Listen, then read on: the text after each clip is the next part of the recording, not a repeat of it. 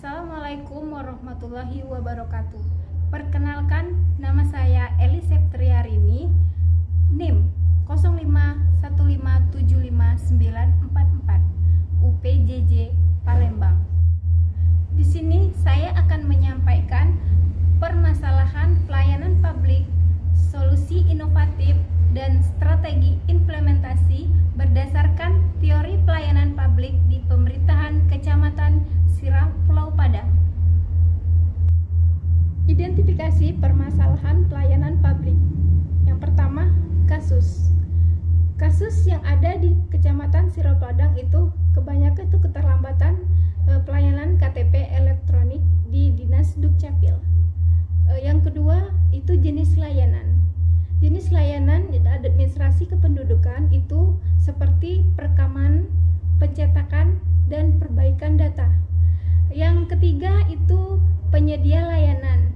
Penyedia layanan itu berada di Dinas Dukcapil Kabupaten Ogan Komering Ilir. Dan yang keempat itu dampak. Dampaknya itu akan berakibat kepada warga terlambat mendapatkan identitas resmi, dan yang kedua sulit mengurus BPJS, bank, pekerjaan, dan lain-lain. Yang ketiga, biaya sosial tambahan karena harus bolak-balik kantor. Yang keempat, itu menurunnya kepercayaan publik. Dan yang kelima itu adalah potensi praktik percaloan.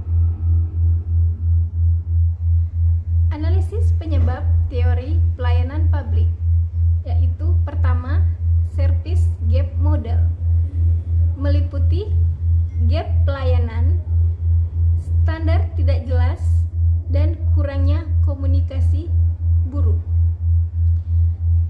Yang kedua itu birokrasi Weber, itu terkesan prosedurnya itu kaku dan lambat. Yang ketiga itu New Public Management atau NPM, itu minim pemanfaatan teknologi. Dan yang keempat itu kesimpulan penyebab, yang terdiri dari sistem manual, SDM dan fasilitas kurang, tidak adanya SLA atau standar waktu luang, dan yang selanjutnya transparansi rendah. Solusi inovatif. Pengembangan Dukcapil Smart Service meliputi aplikasi pendaftaran online, antrian digital berbasis barcode, sistem pelacakan status layanan atau tracking, notifikasi SMS atau WA ketika dokumen selesai, digitalisasi berkas, loket layanan cepat. Teori pendukung.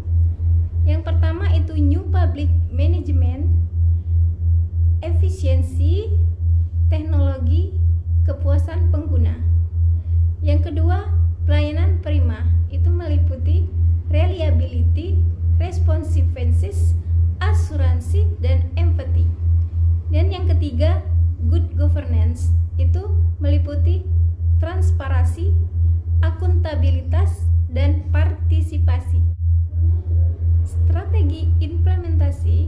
Yang pertama itu pihak yang terlibat itu meliputi Dukcapil, Kominfo, vendor, IT, pegawai, dan masyarakat.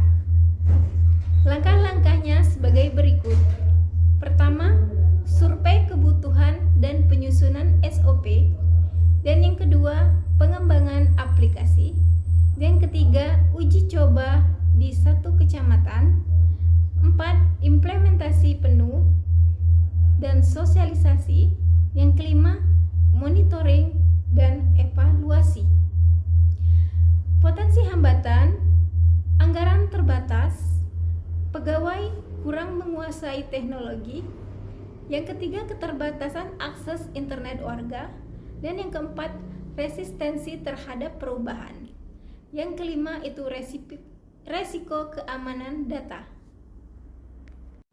Demikianlah paparan dari saya. Lebih dan kurang saya mohon maaf. Wabillahi taufiq wal hidayah. Wassalamualaikum warahmatullahi wabarakatuh.